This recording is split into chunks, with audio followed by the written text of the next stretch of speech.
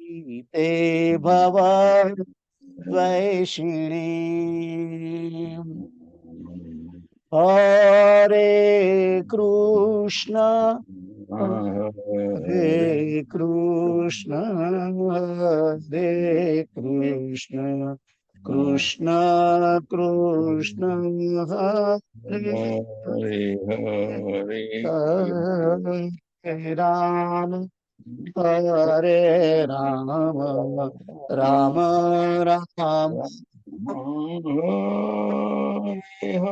हरे कृष्ण कृष्ण कृष्ण कृष्ण हरे राम राम राम हरे कृष्ण कृष्ण कृष्ण कृष्ण हरे हरे हरे हरे राम राम राम हरे कृष्ण कृष्ण कृष्ण हरे हरे हरे राम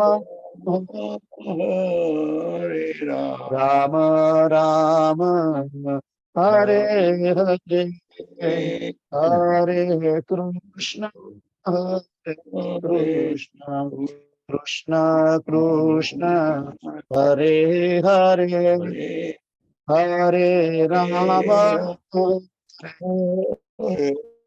राम राम हरे हरे हरे कृष्ण कृष्ण कृष्ण कृष्ण हरे हरे हरे राम हरे राम राम हरे हरे हरे कृष्ण कृष्ण कृष्ण कृष्ण हरे हरे हरे राम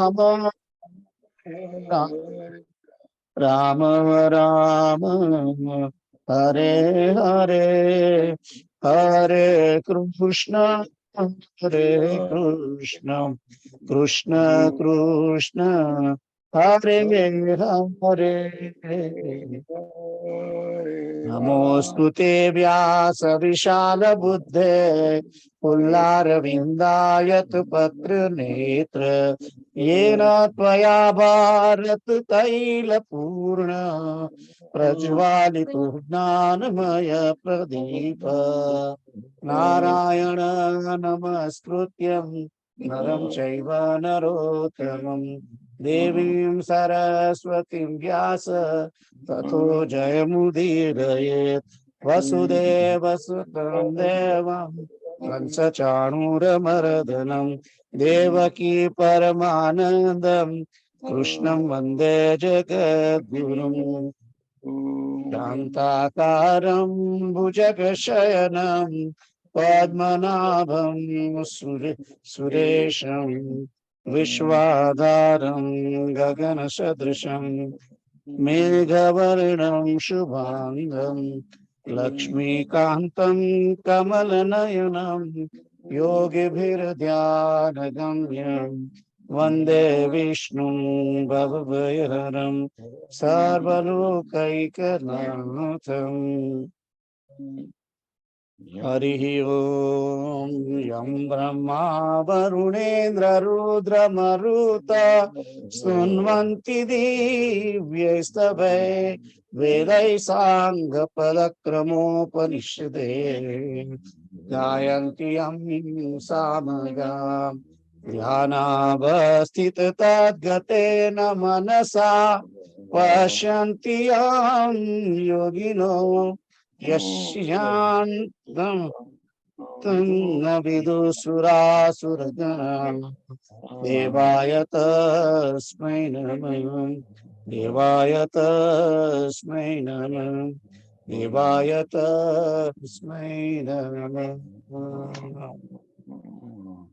કાર્પણ્ય દોષોપહત સ્વભાવ પૃચ્છામિ ત્વામ ધર્મ સમૂઢ ચેતા યશ્રેયસ્યાત નિશ્ચિતં બ્રૂહિ તન્મે શિષ્યસ્તેહં શાધિ મામ ત્વામ પ્રપન્નં શિષ્યસ્તેહં શાધિ મામ ત્વામ પ્રપન્નં શિષ્યસ્તેહં શાધિ મામ ત્વામ પ્રપન્નં.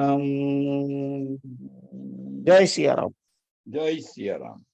તો તમને આપણે આગળ જઈશું 16મા અધ્યાયની અંદર. તમારે બધા બંનેની પાસે છે ગીતા કે હું મૂકું આગળ? અહીંયા આગળ છે ને, મારી પાસે છે. કેબી ને પૂછજો. કેબી છે? કેબી છે યાર. કૃષ્ણકાંત, તમારી પાસે ગીતા છે? ભગવદ ગીતા? ચાલો હું મૂકી દઉં છું, કઈ વાંધો નહીં.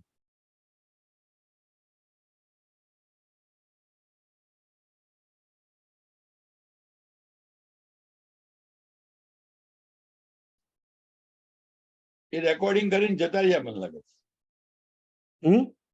રેકોર્ડિંગ કરીને જતા રહ્યા. એટલે રેકોર્ડિંગ ચાલુ કરીને he is not there. Oh, કઈ વાંધો નહીં. That's okay. We can.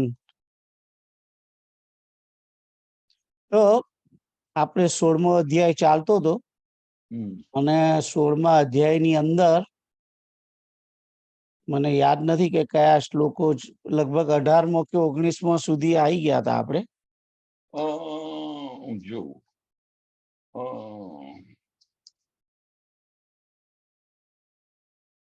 ના, લગભગ 20-21 સુધી જતા રહેલા એવું લાગે છે. હા, ત્રિવિધમ નરકસ્યેદમ ત્યાં સુધી ગયા હતા. 21મો શ્લોક થયો હતો લગભગ. Right? Yeah. You can see now, right? Yeah. તો આગળ જઈએ. ત્રિવિધમ નરકસ્યેદમ દ્વારમ નાશનમાત્મનઃ કામ ક્રોધસ્તથા લોભસ તસ્માત એતમ ત્રયમ ત્યજેત.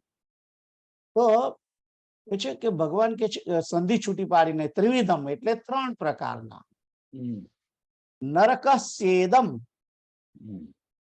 નરક અસ્ય ઇદમ, નરક અસ્યમ એટલે કે આ પ્રમાણે 3 પ્રકારના નરકના, ઇદમ એટલે આ, દ્વારમ 3 પ્રકારના દ્વાર છે નરકના. 3 પ્રકારના નરકના દ્વાર છે. નરક તો લગભગ 21 નરક છે, પણ એના દ્વાર 3 છે એમ કે છે. અહીંયા 3 દ્વાર છે. કોઈ પણ મકાનમાં, કોઈ પણ લોકમાં પ્રવેશવા માટે કોઈ ગામમાં જવાનું હોય તો પહેલાના ગામમાં બહાર દરવાજો હોતો હતો અને એ દરવાજાથી જ તમે એમાં પ્રવેશી શકો. જેવી રીતે વૈકુંઠ લોકની અંદર પણ દરવાજા છે અને એમાં તો 6 ડ્યોઢી છે, 6 દ્વાર છે. 6 જુદી જુદી જગ્યાએ પહેરા મૂકેલા છે. એમાં છેલ્લા 6ઠી દોડીએ જય વિજય નો પહેરો હતો. એ તો તમને ખબર છે, શ્રીમદ ભાગવત ની અંદર જયારે સનકાદિ ઋષિઓ વૈકુંઠ લોકમાં જાય છે તો 6 ડ્યોઢી પસાર કરી દે છે અને એમને 7મી ડ્યોઢી આગળ, ડ્યોઢી એટલે કે દ્વાર, એમને રોકવામાં આવે છે. એટલે વૈકુંઠમાં 7 દ્વાર છે, પણ નરક માટે 3 દ્વાર છે. 3 દ્વાર ઇનફ છે. 7 દ્વારમાંથી પસાર થાવ ત્યાર પછી ભગવાનના ત્યાં પહોંચાય છે વૈકુંઠ લોકમાં. પણ નરકમાં જવા માટે એટલા બધા દ્વારની જરૂર નથી એમ કે છે, અને તો ખુલ્લા જ હોય છે. કયા કયા કે છે? અને કે છે કે એ દ્વાર કેવા છે? નાશનમ આત્મનમ, આત્માન જીવાત્માનો નાશ કરવા વાળા છે. આ ત્રણેય દ્વાર જીવાત્માનો નાશ કરે છે. અને અને કયા કયા દ્વાર છે એ બીજી લીટીમાં છે. કામઃ એટલે કે કામ, ક્રોધઃ તથા લોભઃ.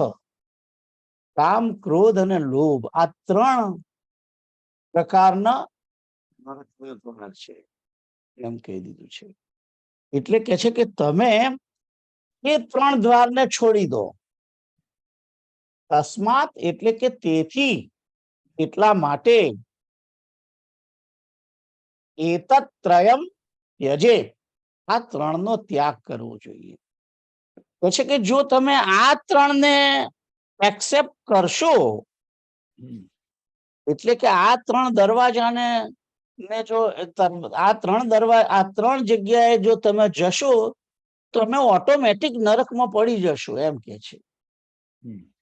એમાં બીજો કોઈ પછી આગળ તો કોઈ દ્વાર ઉપર કોઈ પહેરો છે નહીં, અને તમે તરત જ એ જગ્યાએ પહોંચી જશો એમ કે છે. એટલે કે છે કે આ ત્રણ જગ્યાના દ્વારને તમારે એવોઇડ કરવા જોઈએ એમ કે છે. આ ત્રણ જગ્યાની દ્વારને તમે એવોઇડ કરો, આવો સંકેત કરે છે. તસ્માત એતત ત્રયમ ત્યજે એમ કે છે. અને વાત પણ સાચી છે. કામ, ક્રોધ અને લોભ આ ત્રણને ત્યજવા જોઈએ એ વાત આગળ પણ કરી હતી. આઈ થિંક ચોથા કે ત્રીજા અધ્યાયની અંદર એ વાત આવી હતી. મેં ગઈ વખતે પણ એનો ઉલ્લેખ કર્યો હતો. તો આ ત્રણ છે. કારણ કે પ્રશ્ન કરે છે અર્જુન એક જગ્યાએ કે ના એનો ઈચ્છા ના હોવા છતાં પણ કે છે કે કેવી રીતે કે છે કે આ મનુષ્ય પાપ કરતો હોય છે, એવો પ્રશ્ન કરેલો ત્રીજા અધ્યાયની અંદર 37મા શ્લોકની અંદર વાત કરી હતી. ત્યારે ભગવાને એનો 37મા શ્લોકમાં જવાબ આપ્યો હતો કે કામ એશ, ક્રોધ એશ, રજો ગુણ સમુદ્ભવ, મહાશનો મહાપાપમાં વિદ્યૈનમ ઇહવૈરિમ. તો આગળ ત્રીજા અધ્યાયની અંદર આગળ કહી દીધું હતું કે કામ અને ક્રોધ આ ત્રણેય રજોગુણથી ઉત્પન્ન થયેલા છે. ત્યાં આગળ લોભની વાત કરી નથી. કામ અને ક્રોધ બે જ વસ્તુ કહી હતી. પણ લોભ પણ એનું જ, કારણ કે કામ જ્યારે સંતોષાય છે ત્યારે જ લોભ પણ ઉત્પન્ન થઈ જાય છે. અને ક્રોધ પણ જ્યારે કામના સંતોષાતી નથી ત્યારે ક્રોધ ઉત્પન્ન થાય છે. અને આ ત્રણેય કે છે કે રજોગુણથી ઉદ્ભવ થાય છે. અને એ કે છે કે મહાપાપી છે. અને ત્યાં આગળ તો કહ્યું હતું કે એને તું વેરી જાણ, શત્રુ જાણ. હવે કોઈ શત્રુ હોય તો શત્રુને તો મારી નાખવો જોઈએ ને. એટલે એ પણ આગળ કહ્યું હતું કે આ ત્રણેયને તું એને એ શત્રુઓને તું મારી નાખ. એ વાત પણ કહી હતી ત્રીજા અધ્યાયના છેલ્લા શ્લોકની અંદર. 42 નંબરનો શ્લોક હતો. એમાં કહ્યું હતું જહી શત્રુ મહાબાહો કામ રૂપમ દુરાસદમ. કે છે કે આ શત્રુને તું હણી નાખ, આવી આજ્ઞા કરી હતી ત્રીજા અધ્યાયમાં. અહીં આગળ શું કે છે? આપણે આજે 16મો શ્લોક, આ 16મો અધ્યાય છે, એને હણવાની વાત નથી કરી. એ જગ્યાએ હણવાની વાત કરી. એનું કારણ હતું કે મૂળ પ્રશ્ન અર્જુનનો હતો કે હું યુદ્ધ કરું કે નહીં, આ બધાને કેમનો મારી નાખવું, એવા બધા પ્રશ્નો હતા. એટલે તે વખતે યુદ્ધનો થોડુંક વધારે માહોલ હતો. યુદ્ધ કરવું જોઈએ એમ સમજાવતા હતા ભગવાન. એટલે ત્યાં આગળ કહ્યું હતું કે તું એને મારી નાખ, એને શત્રુ જાણી અને ત્રણેયને મારી નાખ, એવી આજ્ઞા કરી હતી.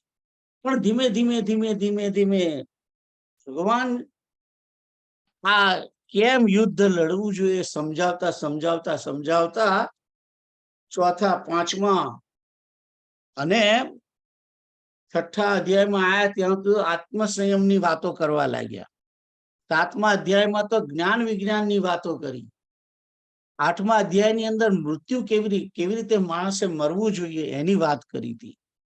અને નવમા અધ્યાયની અંદર ભક્તિની વાત આવી ગઈ. દસમામાં પણ પોતાની વિભૂતિની વાત આવી. 11માની અંદર તો ભગવાને વિશ્વરૂપનું દર્શન કરાવ્યું. એટલે આખો સબ્જેક્ટ ચેન્જ થઈ ગયો છે. ભગવદ ગીતાનું જ્ઞાન આપતા આપતા એક પછી એક પ્રશ્નો કર્યા છે. એના કારણે આખું જે વાર્તાલાપ હતો એ વાર્તાલાપ આધ્યાત્મિક તરફ પડી ગયેલો. અને એટલે અહીં આગળ 16મા અધ્યાયની અંદર તો ભગવાન એમ કે છે કે તું એનો ત્યાગ કર. કારણ કે આધ્યાત્મિક માર્ગની અંદર મારવાની વાત હોતી નથી. અધ્યાત્મ માર્ગ વાર્તાલાપ આખો અધ્યાત્મ માર્ગે ચડી ગયો.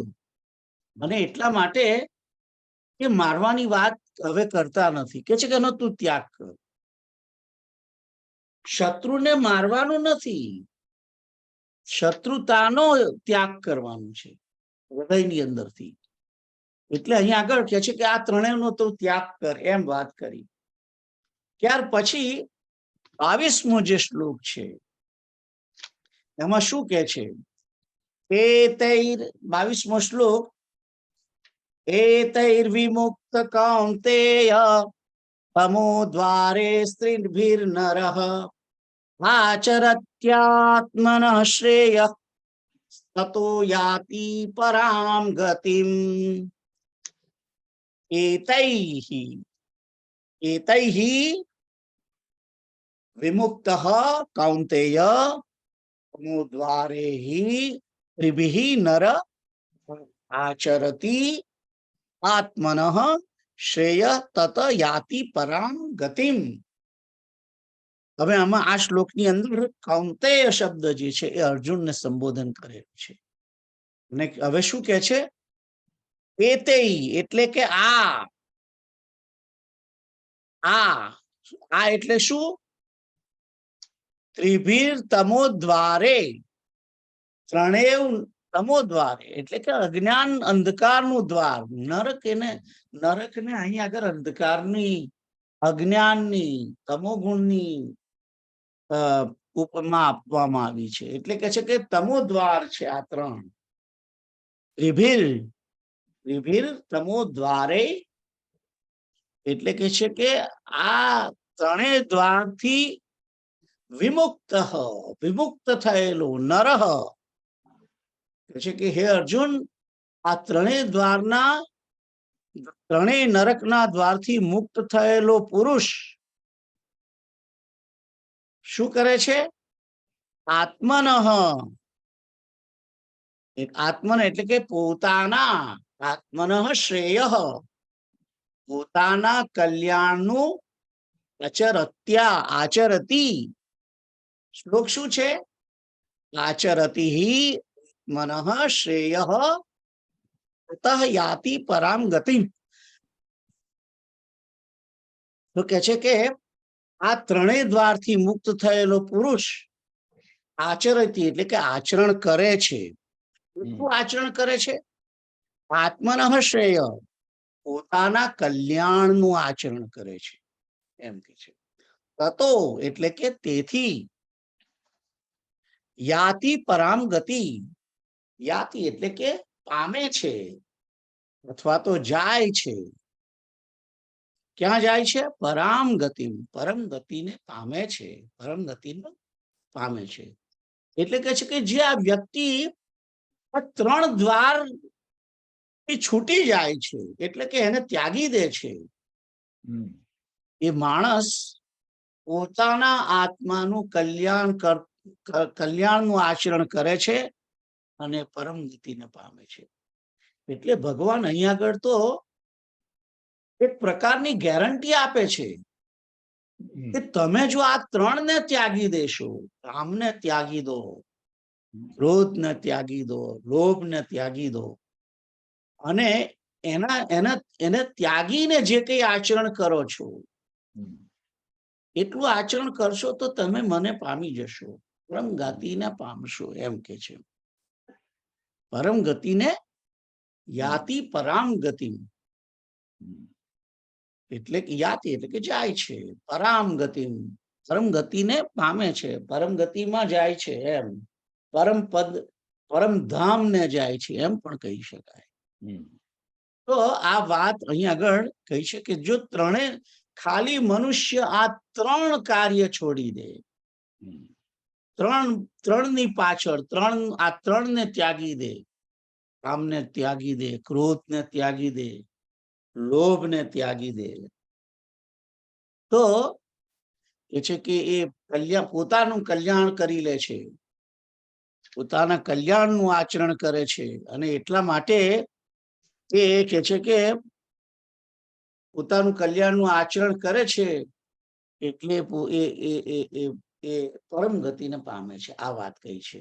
આગળ કે છે, શું કે છે 23મા શ્લોકમાં, યહ શાસ્ત્ર વિધિમુત્સૃજ્ય વર્તતે કામકારતઃ ન સ સિદ્ધિમ અવાપ્નોતિ ન સુખમ ન પરામ ગતિ. યહ હવે આ શ્લોકને જો સંધિ છૂટી પાડીને બોલવામાં આવે તો યહ શાસ્ત્ર વિધિમ ઉત્સૃજ્ય વર્તતે કામકારત ન સ સિદ્ધિમ અવાપ્નોતિ ન સુખમ ન પરામ ગતિ.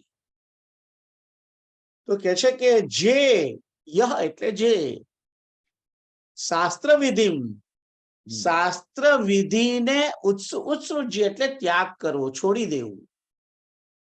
આપણે જે બાથરૂમ કરવાની જે ક્રિયા કરીએ છીએ ને એ ઉત્સર્ગ ક્રિયા, એ ત્યાગની ક્રિયા છે. એ શબ્દ અહીં આગળ ઉત્સૃજ્ય, એને છોડી દે છે.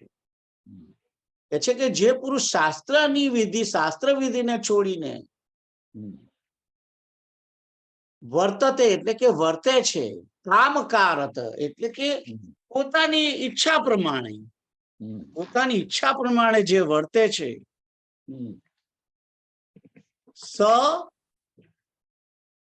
સ એટલે કે તે, યહ સહ જે અને તે, એ ન સિદ્ધિમ અવાપ્નોતિ ન સ સિદ્ધિમ અવાપ્નોતિ, તે ન તો સિદ્ધિને પ્રાપ્ત થાય છે, ન સુખમ ન પરામ ગતિમ, એને સિદ્ધિ પણ મળતી નથી, ન સિદ્ધિને પ્રાપ્ત થાય છે, અને ના તો પરમ ગતિને પણ પ્રાપ્ત કરે છે, એમ કે છે.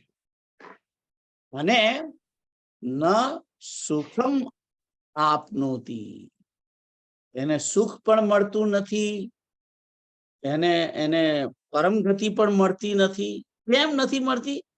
કારણ કે કામકારત વર્તતે, પોતાની ઈચ્છા પ્રમાણે સ્વચ્છંદ વર્તન કરે છે.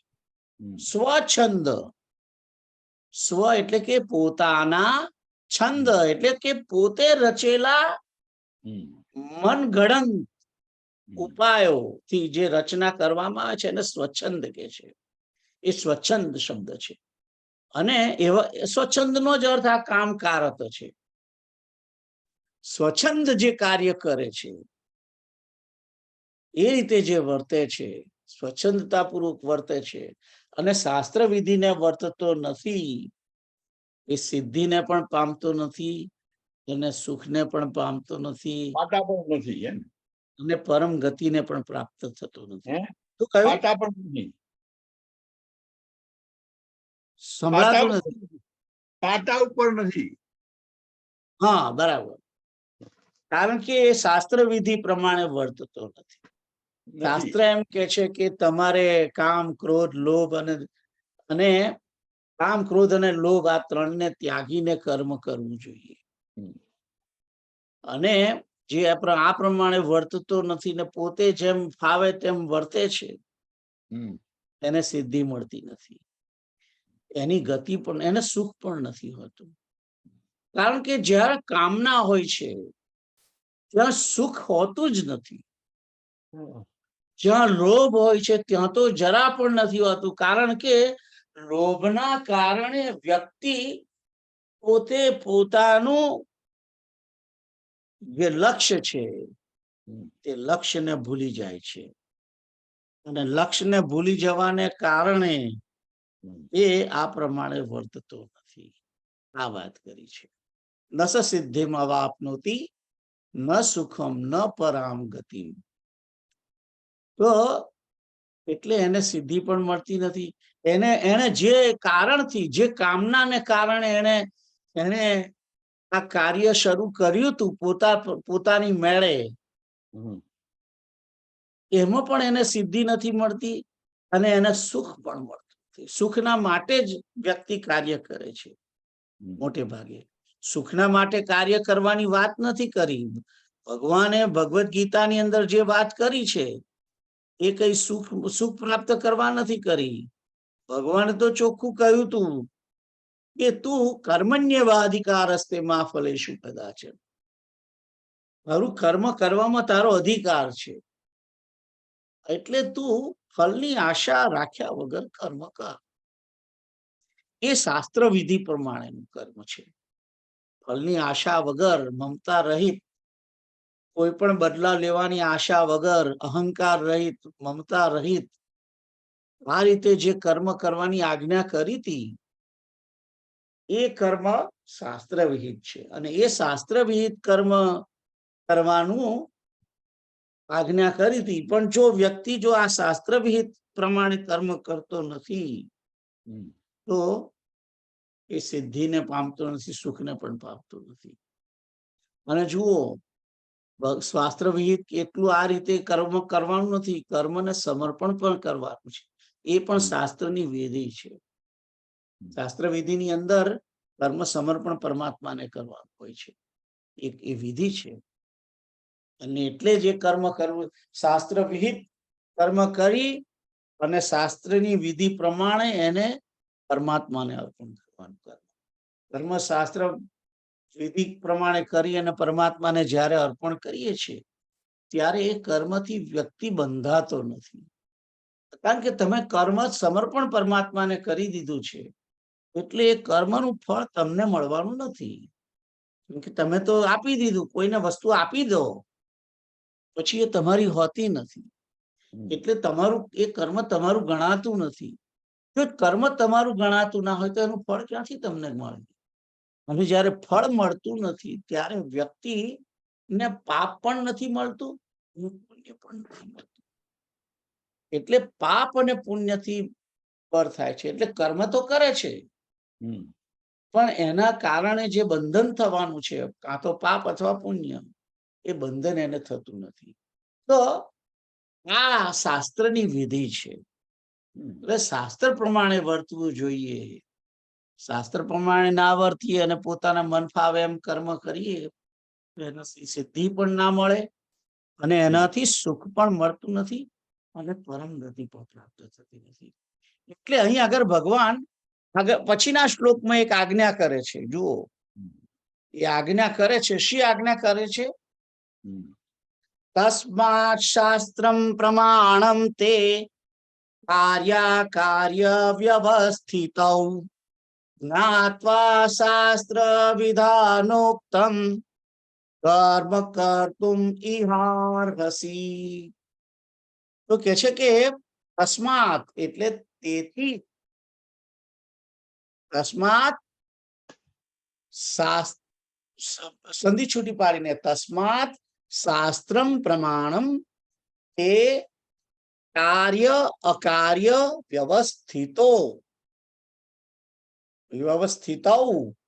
જ્ઞાત્વા શાસ્ત્ર વિધાન ઉક્તમ કર્મ કર્તુમ ઇહ અર્હસી.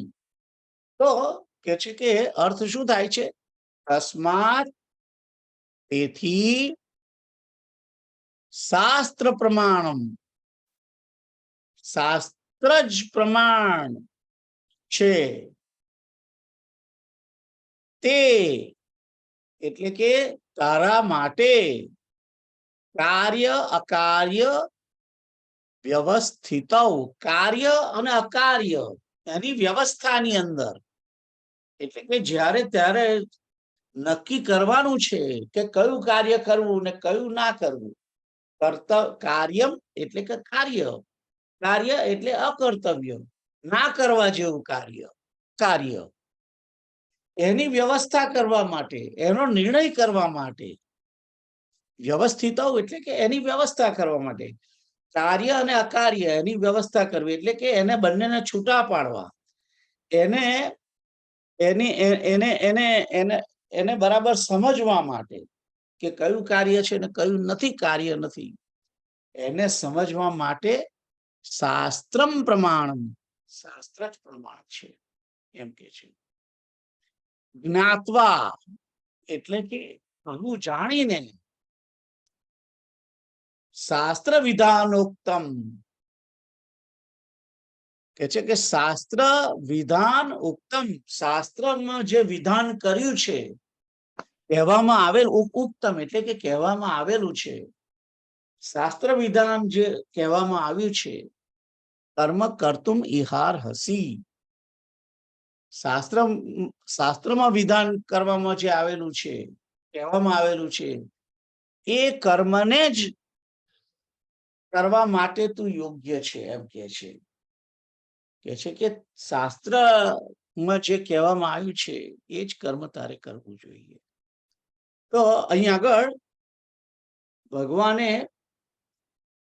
આ નિર્ણય જે કર્યો કે તારા માટે તો શાસ્ત્રમાં જે કહ્યું છે એ જ કરવાનું, કર્મ કરવું જોઈએ તારે, બીજું કર્મ તારે કરવાનું નથી, એ વાત કરેલી છે. તો શાસ્ત્રમાં કહ્યું હોય, શાસ્ત્રની વિધિ પ્રમાણે તારે કર્મ કરવું જોઈએ, આ વાત કરેલી છે.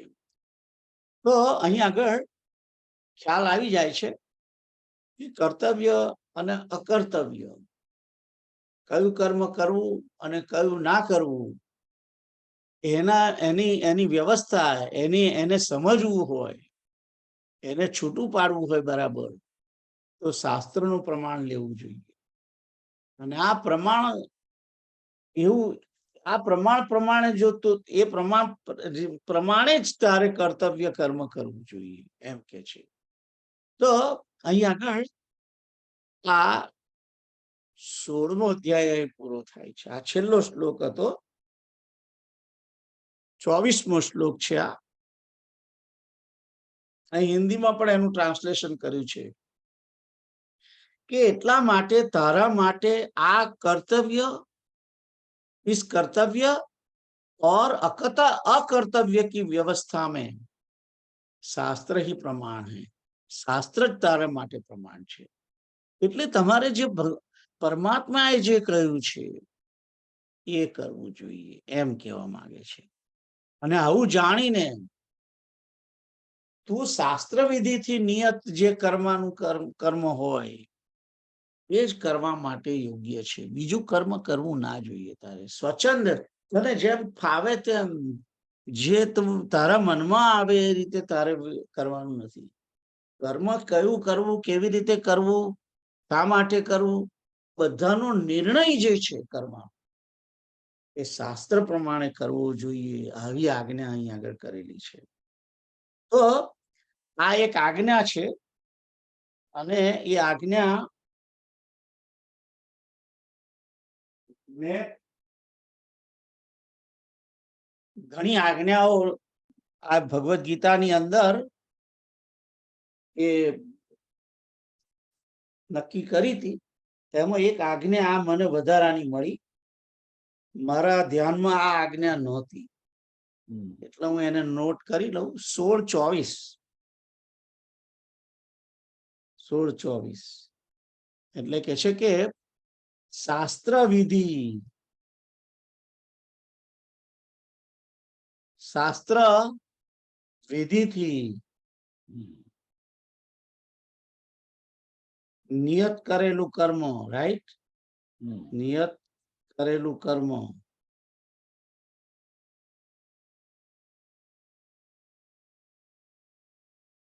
કરવું જોઈએ એ વાત કરી છે અહીંયા, રાઈટ. બીજું કર્મ ના કરવું જોઈએ, આ પ્રકારની આજ્ઞા કરી છે, ઉપદેશ કરેલો છે આપણને બધાને માટે. તો અહીં આગળ 16મો અધ્યાય પૂરો થયો. તમને કોઈ ક્વેશ્ચન છે? અંકલ ના ના કૃષ્ણદેવ, તમને કોઈ ક્વેશ્ચન છે? એ રિમોટ છે, રિમોટ. કઈ વાંધો નહીં. તો અહીં અધ્યાય તો પૂરો થઈ ગયો છે, પણ રિવિઝન કરી દઈએ પહેલેથી ફરીથી.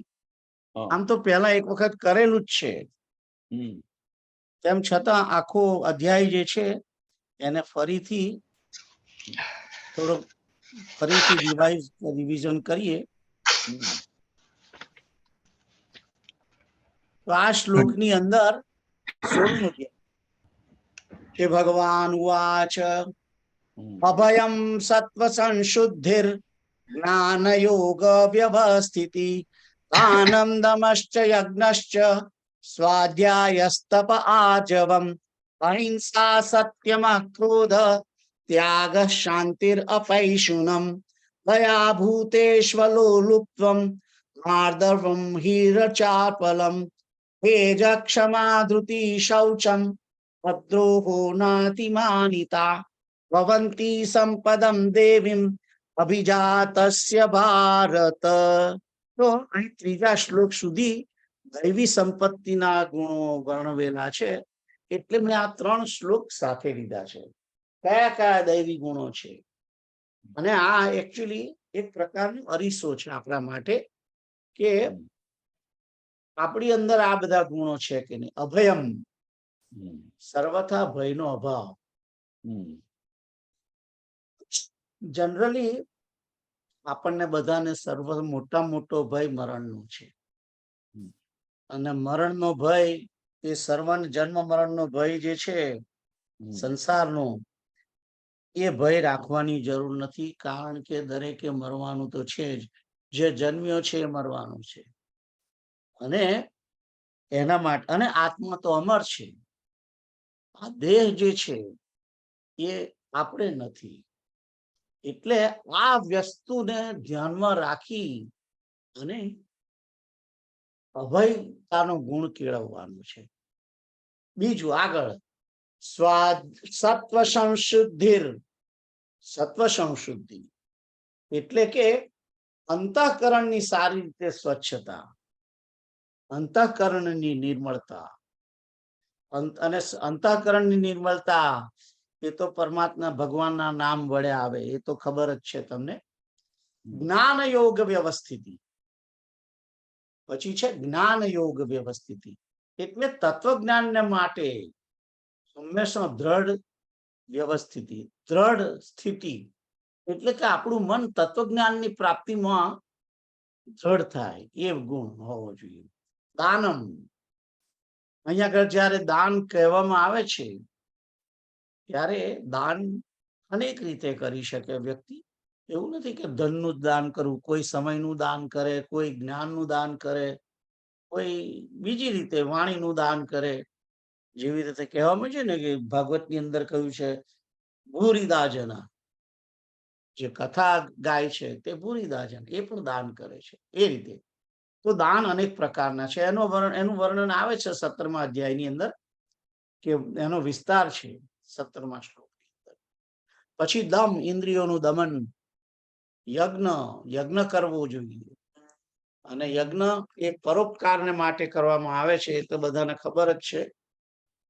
મમતા રહિત યજ્ઞ જે કરવાનો, ફળની ઈચ્છા રાખ્યા સિવાય, અહંકાર રહિત અને મમતા રહિત, આસક્તિ વગર, આ બધી કન્ડિશનોને ધ્યાનમાં રાખીને યજ્ઞ કરવો જોઈએ.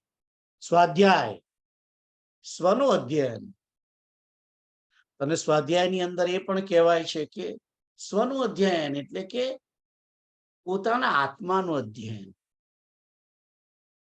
પોતાનું અંદરનું ઇન્ટ્રોસ્પેક્શન, એ પણ કહી શકાય. સ્વાધ્યાયનો બીજો અર્થ છે પરમાત્માનું, શાસ્ત્રોનું પઠન પાઠન કરવું, ભગવાનના જ્ઞાન વિશે જાણવું. આ બધું સ્વાધ્યાય છે. ભગવાનના ગુણ, નામ રૂપ ગુણ નામ આ બધાનું કીર્તન, એ બધું સ્વાધ્યાય કહેવાય છે.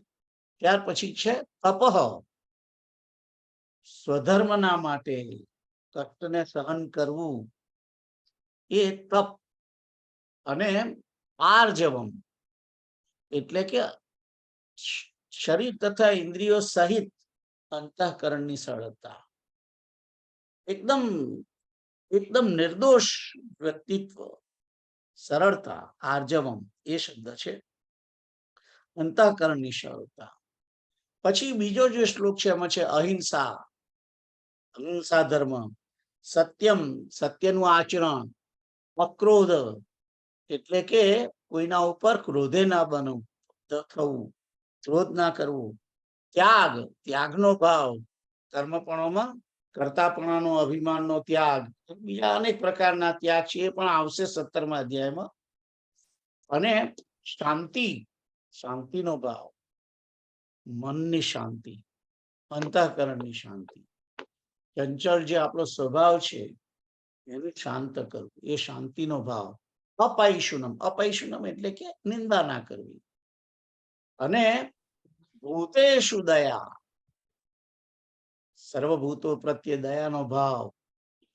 અને અલૌલુપ્ત્વમ, અલૌલુપ્ત્વમ એટલે કે ઇન્દ્રિયોનો વિષયો સાથે સંયોગ થાય તેમ છતાં એમાં આસક્તિ ના થવી, એમાં લોલુપ ના થવું, એ અલૌલુપ્ત્વમ. અને માર્દવમ એટલે કે કોમળતા, રી, લજ્જા, ખરાબ કાર્ય કરવાની અંદર માણસને લજ્જાનો ભાવ થાય, એટલે એને શરમ આવે કોઈ ખરાબ કાર્ય કરતા, એ ભાવ પણ દૈવી છે. અચાપલમ એટલે વ્યર્થ ચેષ્ટાઓનો અભાવ. તો આગળ જઈએ, ત્રીજા શ્લોકની અંદર કે છે કે તેજ ક્ષમા ધૃતિ શૌચમ અદ્રોહો નાતિમાનિતા. તેજ, ક્ષમા, ક્ષમાનો ભાવ, ધૃતિ એટલે કે ધૈર્ય, ધીરજ, શૌચમ એટલે કે અંદર અને બહારની શુદ્ધિ, અદ્રોહ એટલે કોઈના પ્રત્યે દ્રોહ, શત્રુભાવ ના હોય, નાતિમાનિતા એટલે કે પોતાનો જ અંદર પૂજ્યતાનો અભાવ, નાતિ અમાનિતા એમ છે, એવો શબ્દ છે, નાતિ અમાનિતા. અને ભવંતી સંપદમ દૈવીમ અભિજાતસ્ય ભાવતમ કે છે કે આ બધા અભિજાતસ્ય એટલે પ્રાપ્ત થયેલા, એના જન્મથી જ મળેલા આ દૈવી સંપદા છે, દૈવી સંપદા. અને એ એના ગુણો છે એમ કે છે. તો જન્મજાત જેને આ મળે, આવું બધું હોય છે, જેની અંદર ગુણો હોય છે, તે દૈવી સંપદાને પ્રાપ્ત થયેલો પુરુષ છે. આપણે જોવાનું કે આપણી અંદર દૈવી સંપદા કેટલી છે. સંપદાનો અર્થ આપણે ધન ગણીએ છીએ, વાહનો ગણીએ છીએ, સ્થાવર જંગમ પ્રોપર્ટી, એને બધું ગણીએ છીએ, બેંક બેલેન્સ, એ સંપદા નથી. સાચી સંપદા દૈવી એ આ છે. આગળ પછી આસુરી, અને પછી કે છે કે આસુરી સંપત્તિ કઈ છે. આસુરી સંપત્તિ એક જ શ્લોકમાં કહી ભગવાને, દંભો દર્પો અભિમાનશ્ચ ક્રોધ પારુષ્યમેવ ચ અજ્ઞાનમ ચ અભિજાતસ્ય પાર્થ સંપદમ આસુરીમ. તો કે છે કે દંભ, ઘમંડ, દર્પ એટલે ઘમંડ, અભિમાન, ક્રોધ, પારુષ્ય એટલે કે કઠોરતાનો ભાવ, અને અજ્ઞાન, આવું બધું જેને જન્મજાત મળ્યું છે એ સંપદા આસુરી છે. એ માણસ આસુરી સંપત્તિ લઈને જન્મ્યો છે એમ કહેવાય. એટલે 3 શ્લોકમાં દૈવી અને એક જ શ્લોકમાં આસુરી સંપત્તિનું વર્ણન કરેલું છે. એટલે બંને આપણને બે અરીસા છે. તમે તમારી જાતે કમ્પેર કરી જુઓ કે કયા અરીસામાં આપણું મેચ થાય છે. તો કયા અરીસામાં નહીં, અરીસો તો એક જ છે. ના, 2 અરીસા. બેને હે? મેચ કરવાના. આસુરી અરીસો જુદો છે હા, અને દૈવી અરીસો. હા, એમાં જેમાં તમે મેચ થાવ છો એ અરીસો એ તમારો છે, હા, ગુણ છે. એમ કેવા માંગુ છું. ખ્યાલ આવ્યો હા. કે દૈવી અરીસો જુદો છે અને આસુરી અરીસો છે. હવે કયાની અંદર તમારું પ્રતિબિંબ મેચ થાય છે એ તમારું કહેવાય એમ. ખ્યાલ ઓહો. આવ્યો? હમ. તો આગળ જઈએ. પછી કે છે દૈવી સંપદ વિમોક્ષાય નિમંદાય સુરીમતા મા શુચ સંપદમ દૈવીમ અભિજાતોસ્ય ભારત. કે છે કે દૈવી સંપત્તિ વિમુક્તેને માટે છે, મુક્ત થવાને માટે. હમ. જેની જોડે દૈવી સંપત્તિ છે એ મુક્ત થવાનો છે. હમ. અને જેની જોડે આસુરી સંપત્તિ છે એ બંધન માટેની છે. હમ. આસુરી સંપત્તિથી બંધન થાય છે અને હમ. દૈવી સંપત્તિથી આ જીવ મુક્ત થાય છે ભવસાગરમાંથી. એ વાત કરી છે પહેલી લાઈનમાં. બીજી લાઈનમાં કે છે મા શુચ સંપદમ દૈવીમ અભિજાતોસી પાંડવ. કે છે કે હે પાંડવ, તું ચિંતા ના કરીશ. શુચ એટલે ચિંતા ના કરીશ, શોક ના કરીશ. કારણ કે તું દૈવી સંપત્તિ ને લઈને જન્મ પામ્યો છે, ઉપજ્યો છું, એમ કે છે, ઉત્પન્ન થયો છે. અભિજાતોસી એટલે ઉત્પન્ન થયેલું છે. તારી જોડે દૈવી સંપત્તિ છે એટલે તું તું તું બંધાવાનો નથી, તું છૂટી જવાનો છે.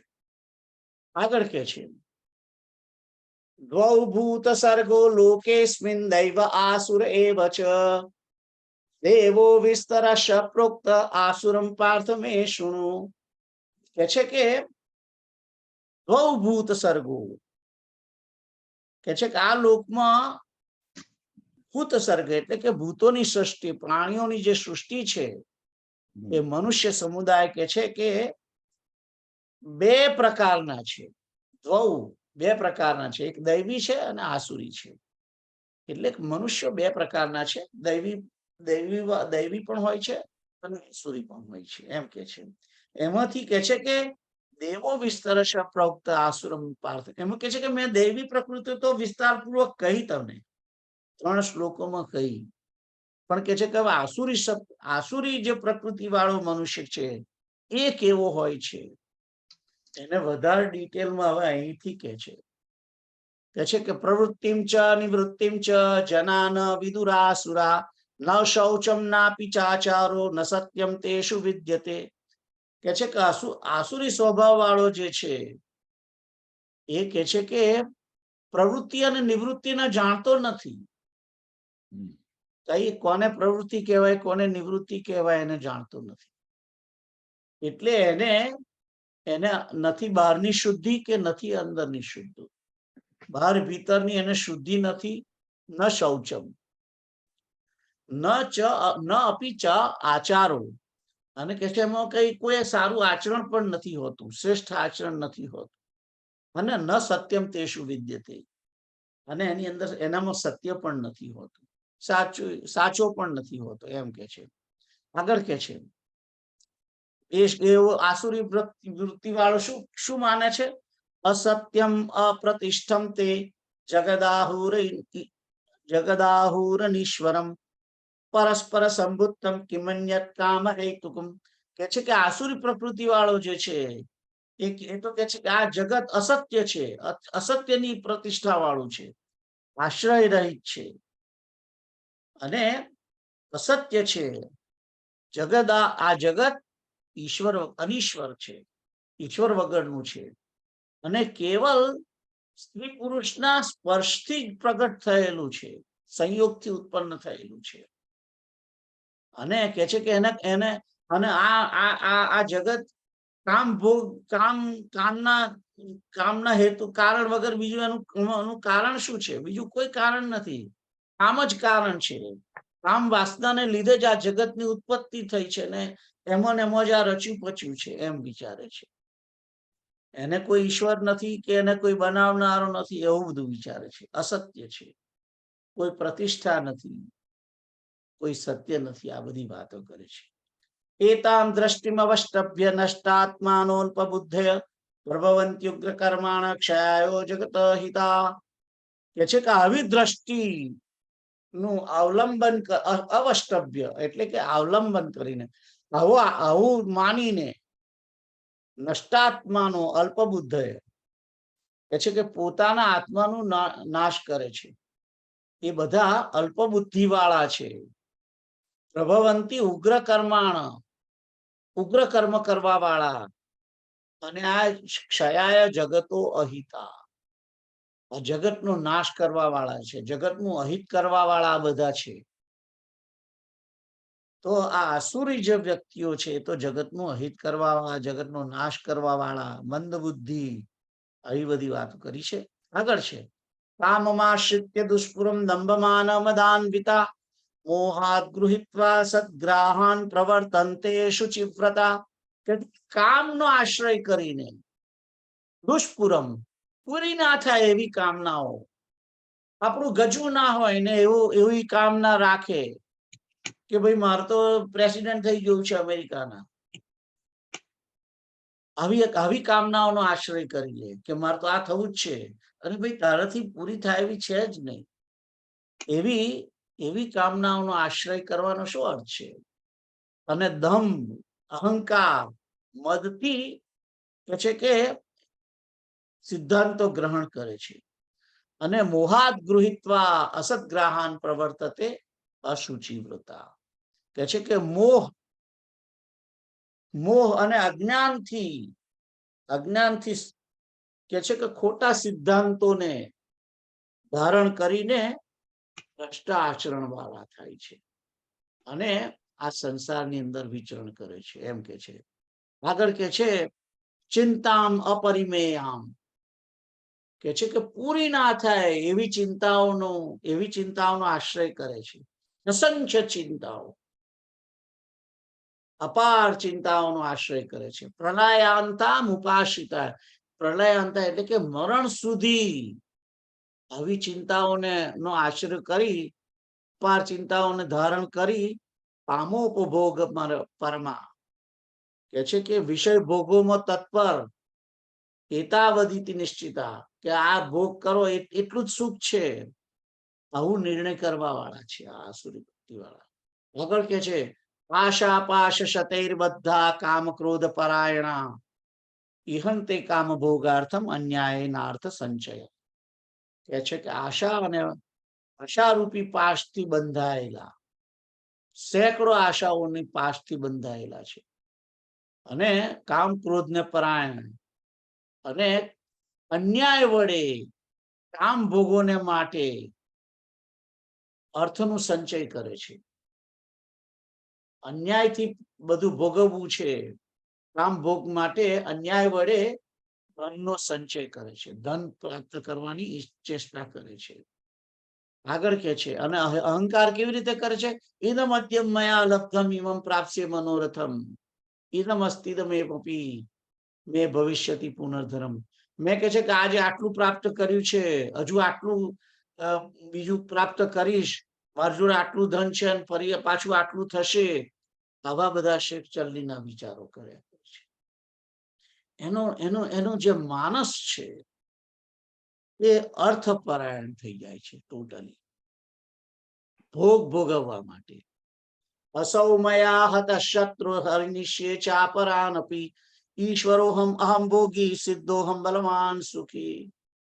એમ વિચારે છે કે આજે મેં આને માર્યો, કાલે આને આ શત્રુને હણીશ, હજુ બીજા આટલાને બીજાને મારી નાખીશ, હું જ ઈશ્વર છું, હું જ ભોગી છું અને હું જ સિદ્ધ છું, બધું સિદ્ધ ઐશ્વર્યોને જ ભોગવવાનું, મારે જ ભોગવવાની છે, હું જ બધી સિદ્ધિઓનું કારણ છું, સિદ્ધિઓ મારી જ છે, અને હું જ બલવાન અને હું સુખી છું. આ રીતે વિચાર કરે. અહંકારનો આશ્રય છે બેઝિકલી. પાઢ્યો ભય બીજનવાન અસ્મિ કોન્યોસ્તિ સદૃશો મયા યક્ષે દાસ્યામિ મોદિશ્ય ઇત્યજ્ઞાન વિમોહિતા. કે છે કે હું મોટા ધન વાળો, મોટા કુટુંબ વાળો, મારા જેવું કોણ છે બીજું, હું જ યજ્ઞ કરીશ, હું જ કે છે કે આનંદ પ્રમોદ કરીશ. આવી રીતે અજ્ઞાનથી વિમોહિત થયેલો હોય છે, અને અનેક ચિત્ત વિભ્રાંતા, અનેક પ્રકારના ભ્રમિત ચિત્ત વાળું, મોહજાલ સમાવૃતા, મોહજાળની અંદર ફસાયેલો, પ્રસક્તા કામ ભોગેશ, કામ ભોગોની અંદર આસક્ત થયેલો એવો વ્યક્તિ એ પછી શું થાય છે? પતંતી નરકે અશુચો, અપવિત્ર નરકની અંદર પડે છે. અને આ એટલે આસુરી વૃત્તિ વાળા નરકમાં પડે છે એ વાત અહીં આગળ કરી છે. આત્મસંભાવિતા સ્તબ્ધા ધનમાન મદાન્વિતા યજંતે નામ યજ્ઞસ્તે દંભેના અવિધિપૂર્વક. અને કે છે કે પોતાને જ શ્રેષ્ઠ માને છે. આવો ઘમંડી પુરુષ મદ અને માન અહંકારથી યુક્ત થઈને કેવલ નામનો જ યજ્ઞ કરે છે, કોઈ વિધિ નહીં, દંભપૂર્વક જેમ મન ફાવે તેમ અવિધિપૂર્વક યજ્ઞ કરે છે, યજન કરે છે.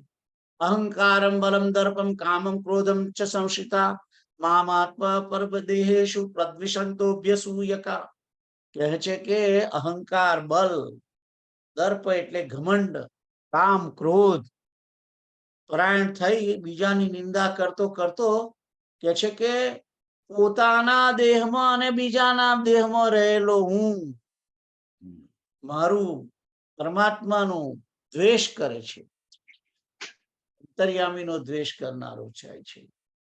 તાનહમ દ્વિષતઃ ક્રૂરાન સંસારેષુ નરાધમાન અશ્રમ શુભાન આસુરીષ્વૈવ યોનિષુ. કે છે કે આવા દ્વેષ કરવા વાળા પાપાચારી નરાધમ એ બધાને કે છે કે હું વારંવાર આસુરી યોનિમાં નાખું છું. આસુરી યોનિમાં પન્ના મૂઢા જન્મની જન્મની મામ પ્રાપ્ય કોંતૈવ તતો યાન્ત્યધમામ ગતિમ. કે છે કે એ બધા મૂળ મને પ્રાપ્ત ના થઈ અને વારંવાર જન્મો જન્મમાં આસુરી યોનિને પ્રાપ્ત થયા કરે છે. અને ઘડીએ ઘડીએ આ ઘોર નરકોમાં પડ્યા કરે છે. અને પછી કે છે કે ત્રિવિધમ નરકસ્યેદમ દ્વારમ નાશનમ આત્મના કામ ક્રોધસ તથા લોભસ તસ્માત એતત્રયમ ત્યજેત. કે છે કે આ નરકમાં પડે છે એ નરકનું દ્વાર આ ત્રણ, કામ, ક્રોધ અને લોભ છે. આ ત્રણેય નરકના દ્વાર છે. એને એ જીવાત્માનો નાશ કરવા વાળા છે, અધોગતિમાં નાખનારા છે. એટલે કે છે કે આ ત્રણેયને તું ત્યજી દે. કામ, ક્રોધ, આ ત્રણનો તું ત્યાગ કર. એ વાત અહીં આગળ કરી છે. નિકામ, તો કામનો ત્યાગ કરવાની વાત અહીં આગળ આપી છે. એ 21મો જે શ્લોક છે, તસ્માત એતત્રયમ ત્યજેત, ચોખ્ખું કહ્યું છે કે તું આ ત્રણેયને ત્યજી દે. એમ ત્રણેયને તું ત્યજી દે. ત્રણેય પ્રકારના જે કર્મ છે એને ત્યજ. તો કામ, ક્રોધ અને લોભને ત્યજ, એ વાત કરી છે. અને પછી આજે જ આપણે જે વાત કરી હતી હમણાં, એ કામ, ક્રોધ, લોભને ત્યજો, એ વાત કરી. ત્યાર પછી કહે છે કે આ ત્રણેય દ્વારોથી જે છૂટી જાય છે, આ ત્રણેય દ્વારનો જે ત્યાગ કરે છે, એ શ્રેષ્ઠ આચરણ કરવા વાળો, કલ્યાણ રૂપી આશ્રય કલ્યાણનું આચરણ કરવા વાળો કે છે કે પરમ ગતિને પામે છે. એટલે કે જે આ કામ, ક્રોધ અને લોભનું આશ્રય નથી કરતો ને એને ત્યાગી દે છે, એ પરમ ગતિને પામે છે. પણ કે છે કે આગળ કે છે કે જે શાસ્ત્ર વિધિને છોડીને પોતાની ઈચ્છાથી જે કાર્ય કરે છે એ તો નથી સિદ્ધિને પામતો, કે નથી પરમ ગતિને પામતો, કે સુખને પણ પામતો નથી. એટલે કે છે કે તમામ કયું કાર્ય કયું અકાર્ય, તસ્માત શાસ્ત્ર પ્રમાણમ તે કાર્યાકાર્ય વ્યવસ્થિતો જ્ઞાત્વા શાસ્ત્ર વિધાનોક્તમ કર્મ કરતું ઈહાર્હસી. એટલે કે છે કે કાર્ય અને અકાર્ય એનો નિર્ણય કરવા માટે શાસ્ત્ર જ પ્રમાણ છે. એટલા માટે તારે શાસ્ત્ર વિધિથી જ નિયત કરેલું કર્મ ત્યારે કરવું જોઈએ. આ વાત છેલ્લે કરી 16મા અધ્યાયની અંદર. તો આ રીતે 16મો અધ્યાયની અંદર 24 જ શ્લોકો છે અને એમાં વધારે 3 શ્લોકો તો તમને ખબર જ છે કે પહેલા 3 શ્લોકો તો દૈવી ગુણોના છે અને પછી જે વાત શરૂ કરી છે એમાં છેલ્લા 4 શ્લોકોને છોડી દો તમે તો 17 શ્લોકો છે એ આસુરી પ્રવૃત્તિના લોકોનું વર્ણન છે.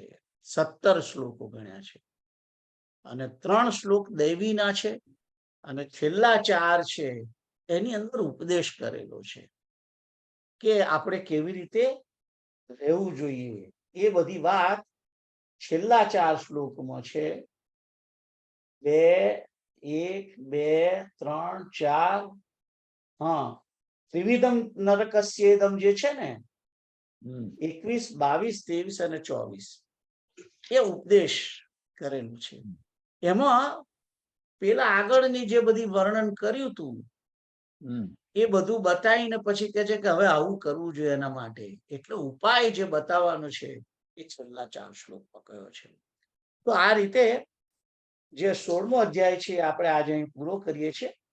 ઓમ તત્સત ઇતિ શ્રીમદ ભગવદ ગીતાસુ ઉપનિષત્સુ બ્રહ્મ વિદ્યાયામ યોગ શાસ્ત્રે શ્રી કૃષ્ણાર્જુન સંવાદે દેવાસુર સંપત વિભાગ યોગો નામ ષોડશોऽધ્યાયઃ.